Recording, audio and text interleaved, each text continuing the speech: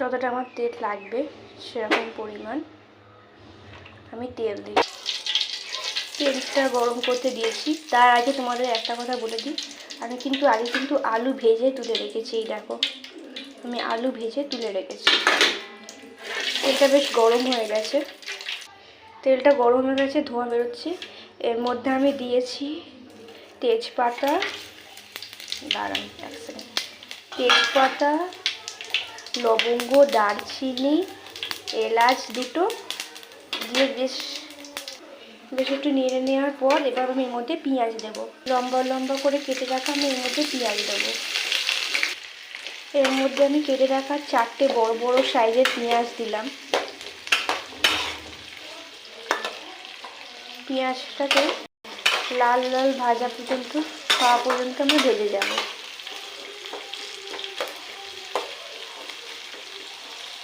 আর একটা কথা বলে রাখি, এইটাই আমার ইউটিউবে ফার্স্ট ভিডিও পোস্ট করা। তোমরা আমার পাশে থেকো, লাইক করো, কমেন্ট করে অ্যান্ড শেয়ার করো। তো পেঁয়াজটাকে আমি লাল লাল করে ভেজে নেব। তো এই দেখো, আমার পেঁয়াজটা লাল লাল করে বেশ ভাজা হয়ে গেছে। পেঁয়াজটা বেশ লাল লাল করে ভাজা হয়ে গেছে। এরপর আমি 4টে কাঁচা লঙ্কা কুচিয়ে রেখেছি, 4টে কাঁচা লঙ্কা দিয়ে দেবো। আমার বাড়িতে বাচ্চা আছে, তো তেলের মধ্যে আমি লঙ্কাটা দিতে পারতাম, কিন্তু ঝাল হয়ে যাওয়ার জন্য আমি পেঁয়াজটা ভাজা হয়ে যাওয়ার পর লঙ্কাটা দিলাম। পেঁয়াজটা বেশ লাল লাল করে ভাজা হয়ে গেছে। এরপর আমার চিকেন দিয়ে দেবো। দেখো, ভাজা ভাজা বেশ হয়ে গেছে।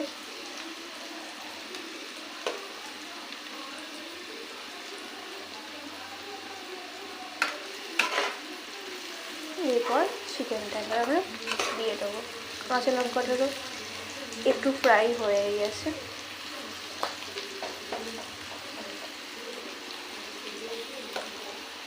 এবার আমরা চিকেনটা দিয়ে দেবো।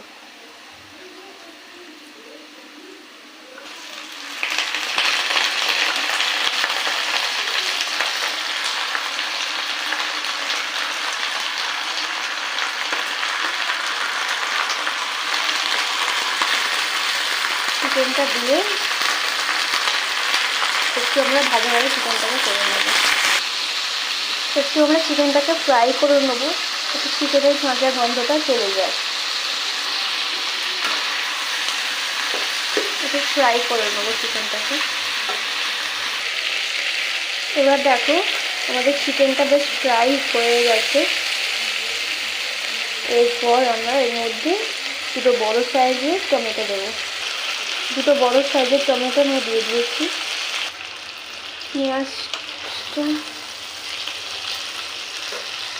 পেঁয়াজটা নরম তো একটু সফট হয়ে গেছে টমেটোটা।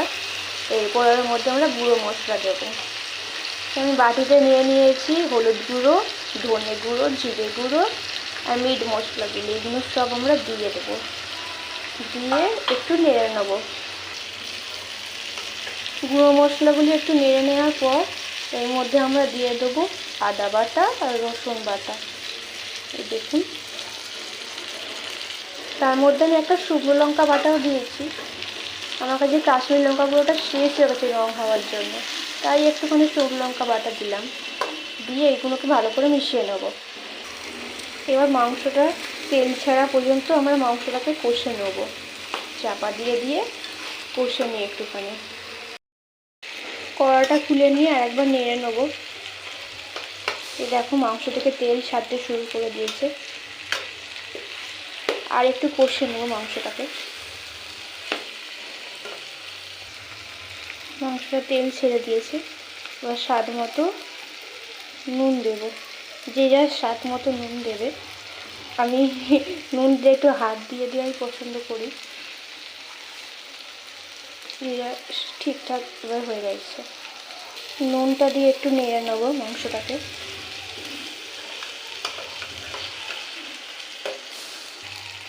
এবার ভালো মতন মাংসটা থেকে তেল ছেড়ে দিয়েছে। এর মধ্যে আমি ভাজা আলুগুলো দিয়ে দেবো।